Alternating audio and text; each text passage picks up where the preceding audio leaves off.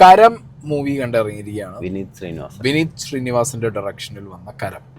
അതായത് ചെന്നൈ വൈബ്സ് ഇല്ല, ചെന്നൈ പാസം ഇല്ല, കാണാത്തെന്ന് പറയുമ്പോ ഹാവ് യു സീൻ തിര? തിര വൈബ്സിൽ ആ ഒരു സെറ്റപ്പിലുള്ള, അല്ലെങ്കിൽ അതിനും മുകളിൽ ടെക്നിക്കലി ഇംപ്രൂവ്ഡ് ആയിട്ടുള്ള, പക്ഷെ തിരയുടെ അത്ര നമുക്കൊരു ത്രില്ല് തരാത്ത, തിരയുടെ അത്ര എന്താ പറയാ, എനിക്ക് തിരയുടെ ഒരു പഞ്ച് ഇതിന് കിട്ടിയിട്ടില്ല. ലൈക്ക് അതിന്റെ ഒരു മേക്കിങ്ങിന്റെ ഒരു പഞ്ച് കിട്ടിയില്ല. But this is good. ഈ മേക്കിംഗ് കൊള്ളാം. തിര എന്ന് പറയുമ്പോൾ ആ കാലഘട്ടത്തിൽ ദ ബെസ്റ്റ് എന്ന് പറയാം വിനീത് ശ്രീനിവാസൻ ചെയ്തത്. എനിക്ക് അങ്ങനെയാണ് കേട്ടോ തിര. തിര അങ്ങനെയാണ്, പക്ഷെ ആ പാറ്റേൺ, മേക്കിംഗ് പാറ്റേൺ യൂഷ്വലി മലയാളികൾ എപ്പോഴും തിര എനിക്ക് തോന്നുന്നില്ല അങ്ങനെ വിനീത് ശ്രീനിവാസൻ ലിസ്റ്റ് എടുക്കുമ്പോൾ പറയുന്നുള്ളത്. അല്ല, ഇത് നമ്മൾ ഒരുപാട് കണ്ടിട്ടില്ലാത്ത ചിന്തിച്ചിട്ടില്ലാത്ത ഒരു സിനിമയൊന്നല്ല. അതെ, ഇങ്ങനത്തെ ടൈപ്പ് ഓഫ് സാധനങ്ങൾ നമ്മൾ കണ്ടിട്ടുണ്ട്, നമുക്ക് ചിന്തിക്കാൻ. അതായത് കഥാ വൈസ് നോക്കുമ്പോ അങ്ങനെ വലിയ സംഭവമായിട്ടൊന്നും നമുക്ക് പറയാനില്ല, ഒരു അങ്ങനത്തെ ഒരു സ്റ്റോറി ലൈൻ അല്ല. പക്ഷെ ഇത് എടുത്തു വെച്ച ഇതിന്റെ ടെക്നിക്കൽ ആസ്പെക്ട്സും ഈ സിനിമയുടെ ഒരു കൈൻഡ് ഓഫ് മേക്കിംഗ് ഉണ്ട്. അത് ഭയങ്കര, വിനീത് ശ്രീനിവാസൻ എന്ന് പറഞ്ഞ ഡയറക്ടർ അയാൾ തന്നെ പഠിച്ചതാവുന്നുണ്ട്. ഈ പടം എടുത്ത് ഇങ്ങനെ പടം എടുത്ത് പഠിക്കൂലോ, അങ്ങനെ ചെയ്തു വെച്ചൊരു സാധനം. അത് നല്ല സൂപ്പറായിട്ട് ചെയ്തിട്ടുണ്ട്. അതായത് ഓരോ ഫ്രെയിമും ഇപ്പോൾ ഹിമാചൽ പ്രദേശ് കാണിക്കുന്നുണ്ട്. ഹിമാചൽ പ്രദേശ് കാണിക്കുന്നവർ എന്ത് ഭംഗിയാ. സത്യത്തിൽ പടം തുടങ്ങിയ ഒരു 2 മിനിറ്റ് ഞാൻ ചോദിച്ചു, ഈ കഥ നടക്കുന്ന അമേരിക്കയിലോ ലണ്ടനിലോ ആണ്. എനിക്ക് തോന്നിയില്ല അത്. സ്ഥലങ്ങളൊക്കെ കണ്ട സമയത്ത് നമുക്ക് അങ്ങനെ തോന്നി. പിന്നെ മനസ്സിലായത് അല്ലല്ലേ, ഇത് ഹിമാചൽ പ്രദേശ് ആണല്ലേ. എല്ലാ ഫ്രെയിമുകളും ഭയങ്കര റിച്ചാണ്, അൾട്രാ റിച്ച് ഫ്രെയിമുകളാണ്. എന്താ ഭംഗി അറിയോ. അതായത് നമ്മളെപ്പോഴും വിചാരിക്കും നമ്മളൊരു യൂറോപ്യൻ കൺട്രിയിൽ എടുത്തു വെച്ച പടത്തിലുണ്ട് കേട്ടോ, ഇല്ലാന്ന് ഞാൻ പറയുന്നില്ല. ബട്ട് പടത്തിന്റെ ആദ്യത്തെ ഹാഫിലെ കുറച്ച് പോർഷൻസ് ഒക്കെ നമ്മൾ കണ്ടപ്പോൾ നമുക്ക് ആ ഫീലിലേക്ക് കൊണ്ടുവരാൻ അല്ലേ സൂപ്പറായിട്ട് അത് വിനീത് എടുത്തു വെച്ചിട്ടുണ്ടെന്നാണ് പറയാനുള്ളത്. പിന്നെ നോബൽ ബാബു തോമസ് വിനീത് ശ്രീനിവാസൻ സിനിമകളിലെ അല്ലേ സ്ഥിരം സാന്നിധ്യമാണ്. നോബൽ ബാബു തോമസിനെ പല സിനിമകളിലും നമ്മൾ കണ്ടിട്ടുള്ളതാണ്. ഇതിലെ main lead Nobel Babu Thomas ആണ് ചെയ്തിട്ടുള്ളത്. നോബൽ ബാബു അയാൾ നന്നായി പെർഫോം ചെയ്തു കേട്ടോ. എനിക്ക് വളരെ നീറ്റായിട്ട് ചെയ്തിട്ടുണ്ട്, ക്ലീൻ ആയിട്ട് ചെയ്തിട്ടുണ്ട്. അതായത് ഇവിടെ പല ഗുണ്ടകളല്ല, അതിനേക്കാളേ അയാൾക്ക് ഓവറാക്കേണ്ട പല സാഹചര്യങ്ങളുണ്ട്, ഒരുപാട് സിറ്റുവേഷൻസ് ഉണ്ടായിരുന്നു. അയാൾ നന്നായി ഹാൻഡിൽ ചെയ്തു. അയാൾ തന്നെ കേട്ടോ അതിന്റെ റൈറ്റർ. ഈ നോബൽ ബാബു തോമസ് എന്തൊക്കെ ചെയ്യും. ഇയാൾ ഇതിന് മുമ്പും സിനിമ റൈറ്റ് ചെയ്തിട്ടുണ്ട്, പ്രൊഡ്യൂസ് ചെയ്തിട്ടുണ്ട്. എല്ലാവരും എല്ലാ പണി അറിയണവരാണല്ലോ അല്ലേ. സന്തോഷ് പണ്ഡിറ്റ് ജീനിയും കൂടി ഇവരൊപ്പം കയറ്റണം. അങ്ങേരൊക്കെ എല്ലാ പണി അറിയാം. അല്ല, നല്ല മനുഷ്യനാണ്, എല്ലാ പണി അറിയാം അങ്ങേർക്ക്. സംഗതി എന്താണെങ്കിലും നോബൽ ബാബു തോമസിന്റെ ക്യാരക്ടർ എന്ന് പറഞ്ഞാൽ ഒരു arrogant young military based character. പിന്നെ മിലിറ്ററിയിൽ നിന്ന് പുറത്താക്കി ഒക്കെയുള്ള കയ്യിലിരിപ്പ് കാര്യങ്ങളൊക്കെ നിങ്ങൾക്ക് എന്താണെന്നുള്ളത് സിനിമ കാണുമ്പോൾ മനസ്സിലാവും. എനിക്കെന്നറിയാം, എനിക്ക് അയാൾ പണ്ട് വേണു നാഗവള്ളിനൊക്കെ പറയുന്ന പോലെ ഈ സിനിമയിൽ അയാൾ എന്താ വെച്ചാൽ ഒരുപാട് ഇമോഷൻസ് ഉള്ളിലും പുറത്തുള്ള ഒരു മനുഷ്യനാണ്. ആ ഇമോഷൻസ് ഒക്കെ അയാളുടെ ഫേസിലും അതുപോലെ തന്നെ നമുക്ക് കൺവേ ചെയ്യാൻ എളുപ്പം പറ്റിയ പോലെ തോന്നി എനിക്ക്. അതായത് ആ ക്യാരക്ടറിന്റെ ആർക്കിൽ തന്നെ ഉള്ളത് എന്ന് പറഞ്ഞാൽ അറഗൻസ് ഉണ്ട്, അതേപോലെ തന്നെ ഇഷ്ടവും സ്നേഹമൊക്കെ ഉണ്ട്, നിരാശ ഉണ്ട്. കാരണം അയാൾ ഇഷ്ടപ്പെട്ടിട്ടല്ല ബട്ട് ആളൊന്നും തിരിച്ചു പോകുന്നില്ല, അതിന്റെയൊക്കെ ഫാമിലി ഇഷ്യൂസ് ഉണ്ട്, അങ്ങനെ പല പല സാധനങ്ങൾ ഇതിനകത്തുണ്ട്. അപ്പൊ ആ ക്യാരക്ടറിന് വേണ്ട ഒരു മീറ്റർ ഉണ്ട്, അത് കൃത്യമായിട്ട് അയാൾക്ക് പിടിക്കാൻ പറ്റിയിട്ടുണ്ട്. എവിടെയും ഓവറാക്കിയിട്ടുമില്ല, മോശമാക്കിയിട്ടുമില്ല. അപ്പൊ ഇതില് ഫസ്റ്റ് ഹാഫ് മൊത്തം ഈ ഒരു ക്യാരക്ടറിന്റെ past plus present and what's going to happen എന്നുള്ളൊരു ഫേസിലാണ് ഈ ക്യാരക്ടറെ ചുറ്റി പറ്റിയിട്ട് കഥ പോയിക്കൊണ്ടിരിക്കുന്നത്. അപ്പോൾ ഫസ്റ്റ് ഹാഫിൽ തന്നെ ഈ ക്യാരക്ടറിലേക്ക് വന്നു വരുന്ന ക്യാരക്ടറിന്റെ ഫാമിലി, അച്ഛനടക്കമുള്ള ബാക്കി ടീം, ആദ്യത്തെ പ്രണയം അല്ലേ, പിന്നെ ഇപ്പോഴത്തെ ഒരു ഫാമിലി കണ്ടീഷൻ, ഈ ഒരു സെറ്റപ്പിൽ ഫസ്റ്റ് ഹാഫ് ഇങ്ങനെ പോയി. ഈ ഫസ്റ്റ് ഹാഫിൽ തന്നെ വന്നു പോകുന്ന കുറച്ച് ക്യാരക്ടേഴ്സ് ഉണ്ട് കേട്ടോ.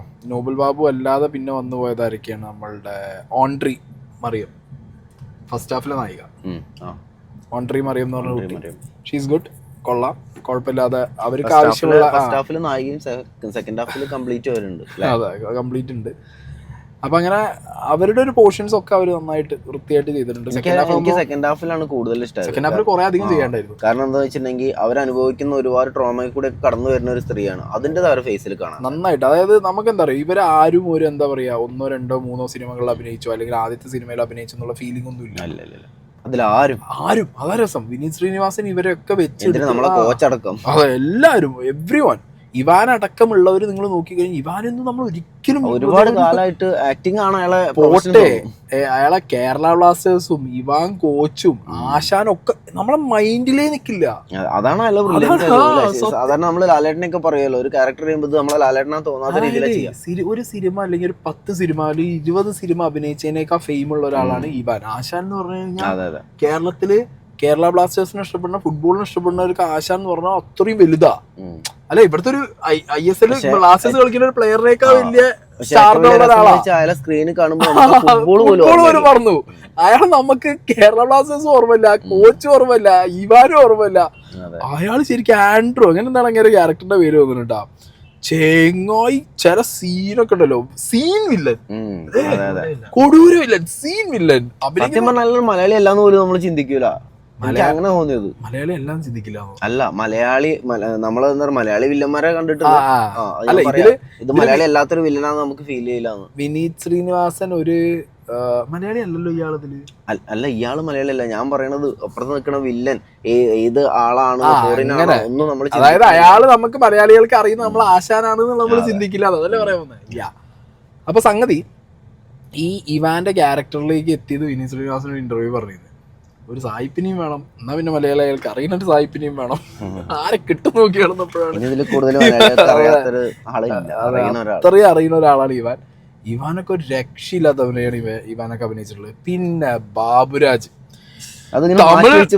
തമിഴ് തെലുങ്ക് അങ്ങനത്തെ എല്ലാ ഭാഷകളിലും പോയിട്ട് സൈഡായ മനുഷ്യൻ ഇവിടെ വന്നിട്ട് സെക്കൻഡ് ഹാഫിൽ ഒരു കോംബോ സീൻ ഉണ്ട്. ഈ ഒരു കാർ ചേസ് ഇയാളതും ബാബുരാജിന്റെയും ഒപ്പമുള്ള ഒരു സായിപ്പിന്റെയും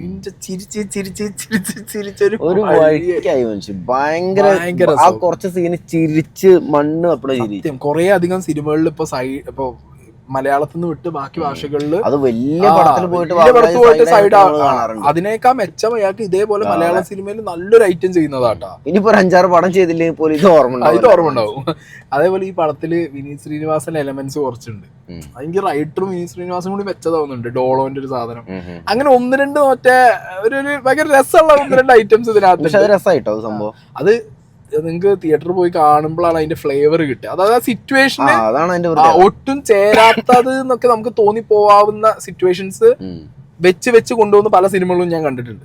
ചില സിനിമകളിൽ ആ സിറ്റുവേഷൻ ഒട്ടും ചേരാത്ത കുറെ സിറ്റുവേഷൻസ് അങ്ങനെ ഒരു സംഭവം ശരിക്കും ഉൾക്കൊള്ളാൻ പറ്റില്ല. പക്ഷെ ഈ സിനിമയിൽ അത് പറ്റി എന്നുള്ളതാണ്. അത് ഭയങ്കര രസമായിട്ടുണ്ട്, അതല്ല അടിപൊളിയായിട്ട് ചെയ്തിട്ടുണ്ട്. പിന്നെ ശ്വേതാമേനോൻ വരുന്നുണ്ട് ഒരു പാട്ടില്, അവർക്കും കുറച്ചൊരു അത്യാവശ്യം ഉള്ളതിൽ ആ ഒരു സിറ്റുവേഷൻ മെയിൻറ്റെയിൻ ചെയ്യേണ്ട ഒരു സാധനമാണ്. മനോജ് കെ പിന്നെ എന്താ പറയാ, റഫ് ആൻഡ് ടഫ് ഫാദറാണ്. അത് അയിമ തന്നെ ആ മീറ്റർ പിടിച്ച് അയാളും പോകുന്നുണ്ട്. പിന്നെ നമ്മളെ കലാഭവൻ ഷാജോൻ ഉണ്ട്. ഷാജോൻ പിന്നെ ഒരു ത്രൂ ഔട്ട് ക്യാരക്ടർ ആണോ ചോദിച്ചാൽ ആണ്, സപ്പോർട്ടിങ് ആണ്, പക്ഷെ കൊള്ളാം അല്ലേ. അയാൾക്ക് ഉള്ളതൊക്കെ അയാളും ചെയ്തു വെച്ചിട്ട് തന്നെയാണ് പോയിട്ടുള്ളത്. പിന്നെ ഇതിന്റെ ബാക്ക്ഗ്രൗണ്ട് സ്കോർ, ഇതിന് കൊടുത്ത BGM, ഇതൊക്കെ ഈ പടത്തിന് ഇതിന് കൊടുത്തൊരു എലിവേഷൻ ഉണ്ടല്ലോ ഒരു സീനിന്. ചില സീനിനൊക്കെ ഒരു ചെണ്ടയുടെ BGM ഒക്കെ ഉണ്ട്. എന്തോ രസമല്ലേ, ഒരു ചിങ്കാരിമേളം ചെണ്ടയുടെ BGM ഒക്കെ ഇതിനകത്തുണ്ട് കേട്ടോ. ആരതിന്റെ സംഗതി ചെയ്തു വെച്ചെന്നുള്ളത് ഞാൻ നോക്കട്ടെ. ഒരു രക്ഷ ഷാൻ റഹ്മാൻ അങ്ങനെ പറ സംഗതിയില്ലേ, അത് രസമുണ്ടായിരുന്നു, ഭയങ്കര രസമുണ്ടായിരുന്നു ആ സാധനം. കാരണം ആ ഒരു നടക്കുന്നത് പുറത്തൊരു രാജ്യത്തില്ലേ, നെനാർക്കോ എന്ന് പറഞ്ഞ സ്ഥലത്താണ്. ഒരു ഫൈറ്റിന്റെ ഇടയിലും ഒരു കാർ ചേസിന്റെ ഇടയിലൊക്കെ ഈ ഒരു പ്രത്യേക തരം ചെണ്ടയുടെ ഐറ്റം വെച്ചിട്ടുണ്ട്. ആ ഐറ്റം നല്ല വർക്കായി. എനിക്കിതിൽ 2 സീൻ അതുപോലെ ഭയങ്കര ഇഷ്ടമായി. ഒരു സീൻ എന്താ വെച്ചാൽ നൈറ്റ് ഫൈറ്റ് അല്ല, മനോജ് കേജൻ ആ ഗ്ലാസ് കൂടെ ആ കുട്ടി അച്ഛനും കൂടെ കളിക്കുന്നത് നോക്കണില്ലേ, ആ സീന് കാണുമ്പോ തന്നെ നമുക്ക് എന്താണ് അയാൾ ഉദ്ദേശിക്കുന്നത് മനസ്സിലാവും.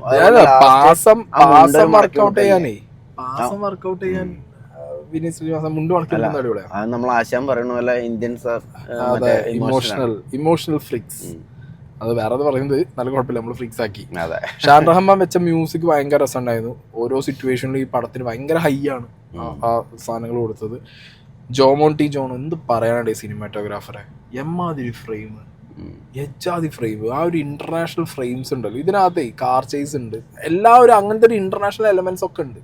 പക്ഷെ അധികം പൈസ പൊട്ടിക്കാനും ഒരു ഇല്ലേ, അധികം പൊട്ടാനും പാടില്ല. നമുക്ക് ഫീല് കിട്ടും, എല്ലാം നമുക്ക് കിട്ടുന്നുണ്ട്.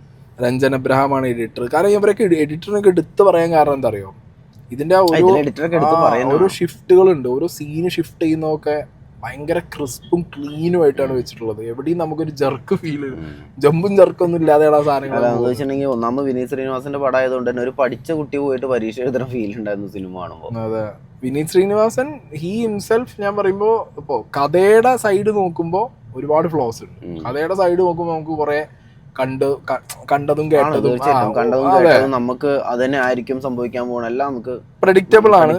പിന്നെ ഈ പറഞ്ഞ പോലെ ഒരു പഞ്ചി ആയിട്ടുള്ള സ്റ്റോറി ലൈനൊന്നും അല്ല, പക്ഷെ ഇതിന്റെ ബാക്കി ടെക്നിക്കൽ ആസ്പെക്ട്സ് ഈ സിനിമയ്ക്ക് കൊടുക്കുന്ന ഒരു കിക്ക് ഉണ്ട്. ആ സംഗതി വർക്കൗട്ട് ആയതുകൊണ്ടാണ് എനിക്ക് പേഴ്സണലി നമ്മളിത് കണ്ടതും കേട്ടതൊക്കെ ആണെന്നുണ്ടെങ്കിലും ആ എടുത്ത രീതി കൊണ്ടാണ് നമുക്കിതൊരു ഫ്രഷ് ആയിട്ട് തോന്നുന്നതും. നമുക്കിത് ഇതൊക്കെ എല്ലാ സിനിമയിലും കാണണം. വാവ് അടിപ്പിക്കുന്ന പെർഫോമൻസ് ഒന്നും ഇല്ല, അങ്ങനത്തെ പെർഫോമൻസ് ഒന്നും ആരും ചെയ്തിട്ടില്ല. ബട്ട് സ്റ്റിൽ ഞാൻ പറഞ്ഞില്ല, ടെക്നിക്കൽ ആസ്പെക്ടിൽ നോക്കുമ്പോൾ പടം ഇങ്ങനെ പെട്ടെന്ന് പോയി, എവിടെയും നമ്മൾ ലാഗ് അടിപ്പിച്ചിട്ടില്ല. തുടങ്ങി ഇന്റർവെൽ ആയി, ഇങ്ങനെ തുടങ്ങി പടം കഴിഞ്ഞു. അതറിയോ, എല്ലാ സിനിമയിലും ഇവിടെ ഇങ്ങനെ ഇടിക്കുമ്പോൾ ബ്ലഡ് വരിക എന്നുള്ളത് സ്വാഭാവികമാണ്, എല്ലാ സിനിമയിലും കാണിക്കും. പക്ഷെ ആ ഇടിക്കുന്ന സീൻ എങ്ങനെ എടുത്തു എന്നുള്ളതിനനുസരിച്ച് ആ ചെങ്ങായിന്റെ പേരെന്തായിരുന്നു, ഒരു ഹിന്ദി പറയുന്ന മലയാളി, പാറ്റിക്കോ എന്താ ഒരു പേര്, ക്ലബിലെ ചെങ്ങായി ഉണ്ട്, ഓനൊക്കെ അല്ലേ അടിപൊളി. അതിന്റെ അവരുടെ ഒരു ഫൈറ്റും ഉണ്ട്, നൈറ്റ് ഫൈറ്റ് ഉണ്ട്. നൈറ്റ് ഫൈറ്റ് ഭയങ്കര സാധനം, അടിപൊളി. അതായത് അത് എടുത്തു വെച്ച രീതിയും അതിന്റെ സെറ്റപ്പ് ഒക്കെ നല്ല സൂപ്പർ ആയിട്ട് വരുന്നു. അതൊക്കെ എനിക്ക് ഭയങ്കര ഇഷ്ടമായി ആ സാധനമൊക്കെ. അങ്ങനെ മൊത്തത്തിൽ എനിക്ക് പടം നല്ല വർക്കാണ്. പക്ഷെ ഞാൻ നിങ്ങളോട് ഇപ്പോഴേ പറയുന്നു, എല്ലാവർക്കും ഈ സാധനം വർക്കാവണമെന്നില്ല. അതെ, ചിലപ്പോ കണ്ടു കഴിഞ്ഞാൽ അതായത് ഒട്ടും ഇഷ്ടപ്പെടാം. ഈ സിനിമയ്ക്ക് 2 മീറ്റർ വരാനോ സാധ്യത എനിക്ക് ഒട്ടും ആർക്കും ഇഷ്ടപ്പെട്ടില്ല എന്ന് പറയും, അല്ലെങ്കിൽ നല്ല ഇഷ്ടമായി എന്ന് പറയും നമ്മളെ പോലെ. എനിക്ക് എന്തായാലും പേഴ്സണലി പടം നല്ല വർക്കാണ്. അതായത് ഇങ്ങനത്തെ സിനിമകൾ വരണം, ഇങ്ങനത്തെ എക്സ്പെരിമെന്റ് ഞാൻ പറയില്ല, ഇങ്ങനത്തെ കൈൻഡ് ഓഫ് ജോണറിൽ ഒരു ഫാസ്റ്റ് പേസിൽ പോകുന്ന ഒരു ഇങ്ങനത്തെ ഒരു വ്യൂവർ സാധനം കൂടി നമുക്ക്, ഇങ്ങനത്തെ ഒരു POV കൂടി നമുക്ക് കിട്ടണം. അല്ല നമുക്ക് എപ്പോഴും ഈ പറഞ്ഞ എന്താ പറയാ പാസം, സെന്റിമെന്റ്സ്, നേച്ചർ അല്ലെ, ഏതെങ്കിലും ഒരു കാടിന്റെ സൈഡിൽ കൊണ്ടുപോയി ഒരു ക്യാമറ വെച്ചിട്ട് പാടത്തിൽ കൂടി 2 നടത്തം പാട്ടും, ഇങ്ങനത്തെ പ്രകൃതി സിനിമകളും അല്ലെങ്കിൽ നന്മ സിനിമകൾ മാത്രമല്ല, ഇങ്ങനത്തെ സാധനങ്ങളൊക്കെ കിട്ടണം നമുക്ക്.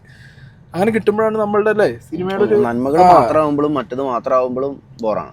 ഇതുപോലുള്ള സാധനങ്ങളൊക്കെ അതിന്റെ ഇടയിൽ വരണം. എനിക്കിതിൽ ആകെ പടത്തിലൊരു അരോചകം ഫീൽ ചെയ്ത് എവിടെ അറിയോ, ഈ കരം എന്നുള്ള സാധനം ഇങ്ങോട്ട് ഉറപ്പിക്കാൻ വേണ്ടിയിട്ട് ഒരു പ്രോപ്പർട്ടി വെച്ചുള്ള ഒരു പരിപാടി ഉണ്ട്.